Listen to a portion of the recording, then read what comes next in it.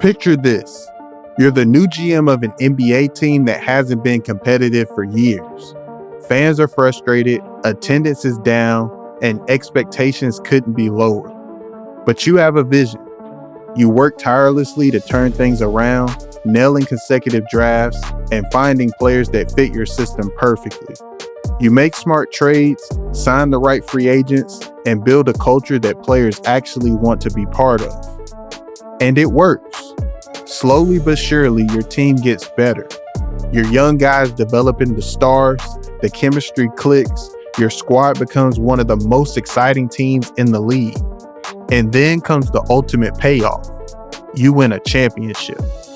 Everything you work for, every late night, every difficult decision, it all pays off. But here's the catch nobody saw coming.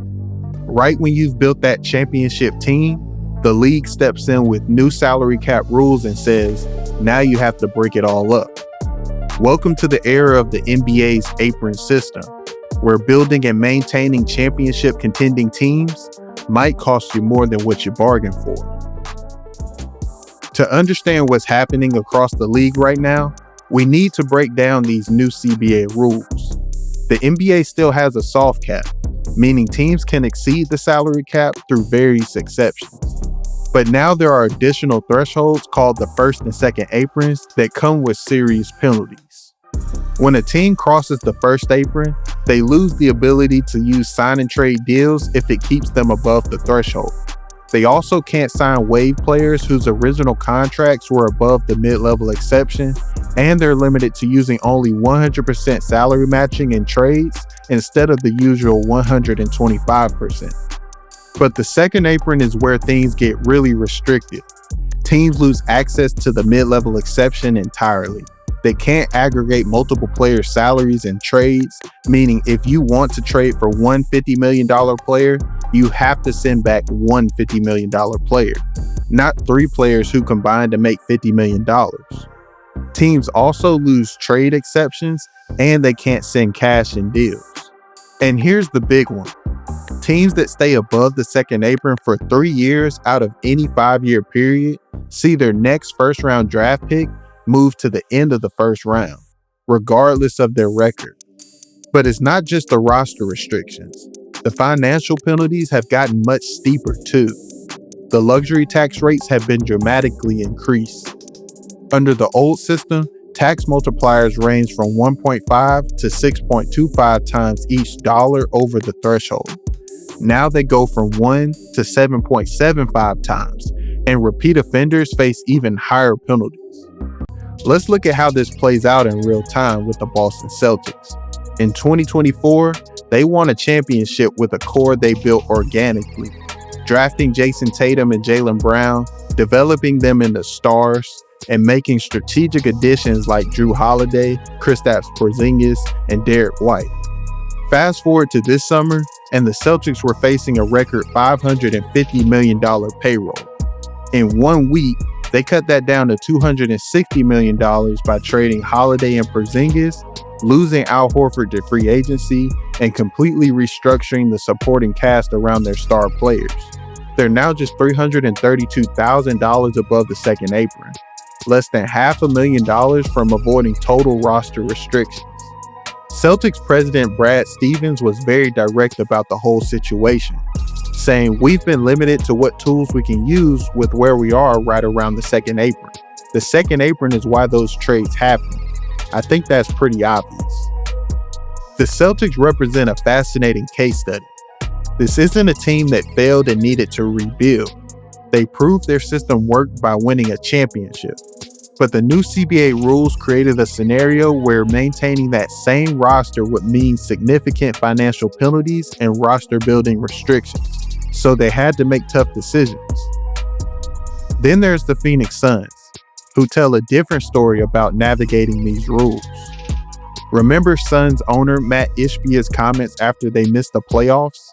"I understand all the rules that come with the second apron.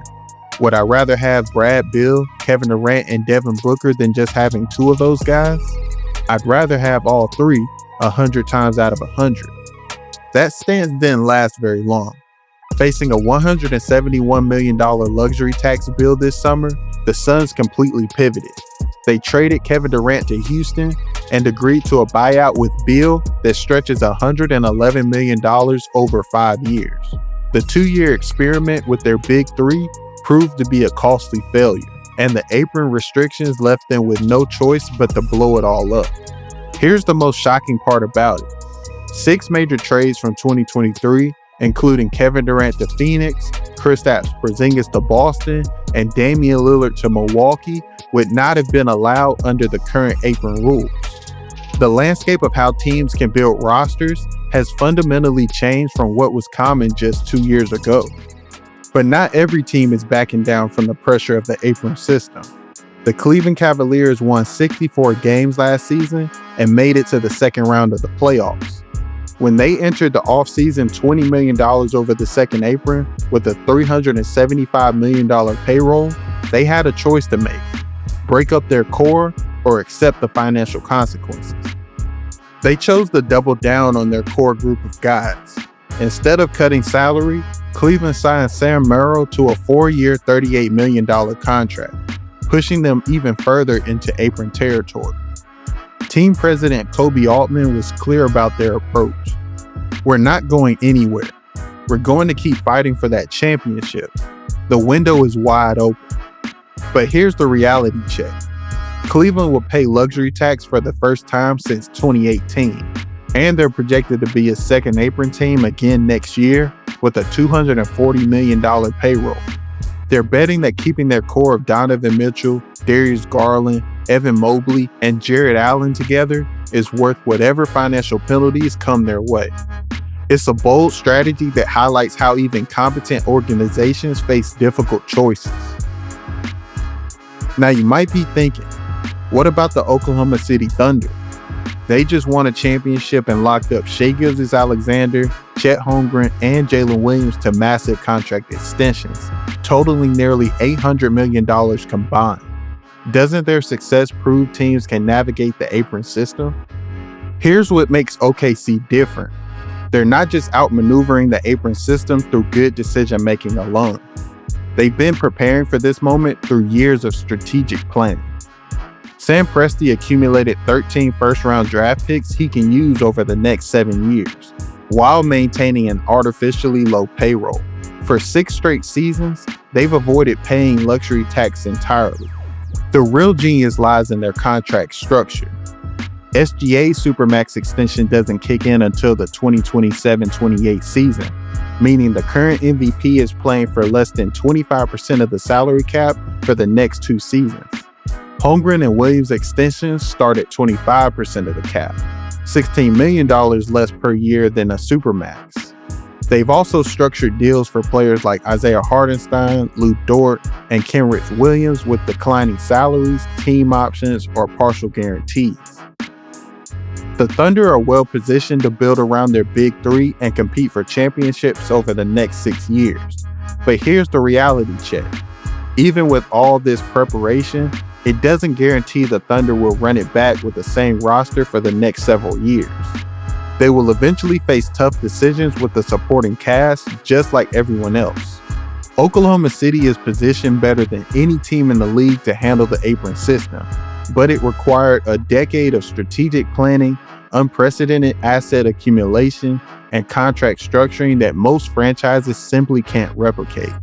Their success has been an example of how competent roster construction looks in the era of the apron system, but it also demonstrates how fundamentally challenging it is to navigate the apron rules. The Timberwolves have been making strategic moves for 2 straight years to keep their conference finals core together while avoiding future apron penalties. They traded Karl-Anthony Towns' $220 million contract for Julius Randle and Dante DiVincenzo.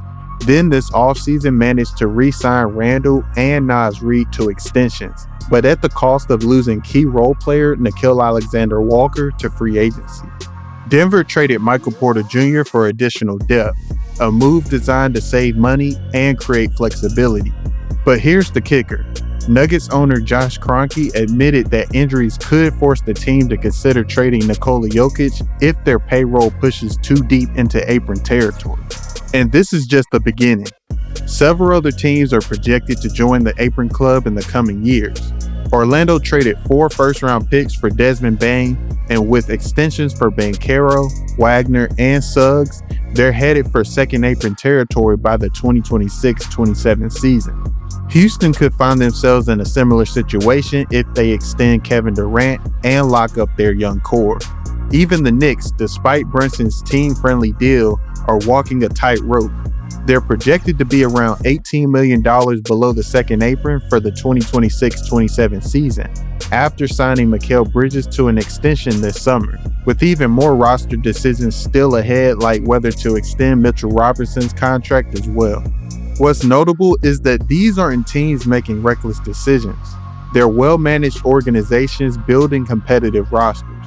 Yet all of them will face the same inevitable challenge: build a competitive roster, and eventually the apron system will come for you too.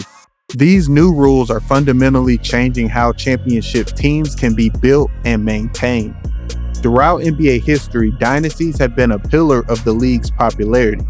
The Showtime Lakers, Bird Celtics, Jordan's Bulls, the Spurs, the Warriors, those were sustained runs spanning 5 to 8 years.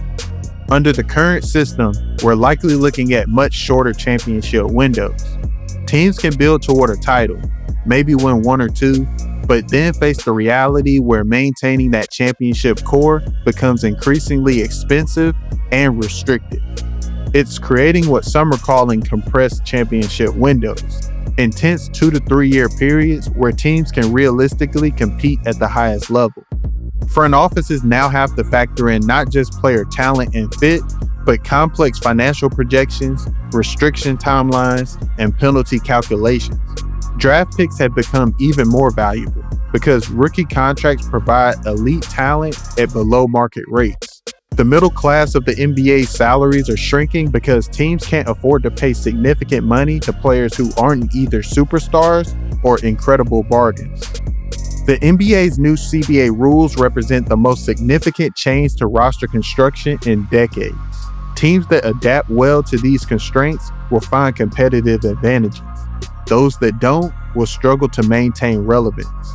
What we're seeing is the emergence of a new era in NBA team building, one where sustained championship contention requires not just basketball excellence, but financial strategy, timing, and sometimes accepting shorter windows of opportunity.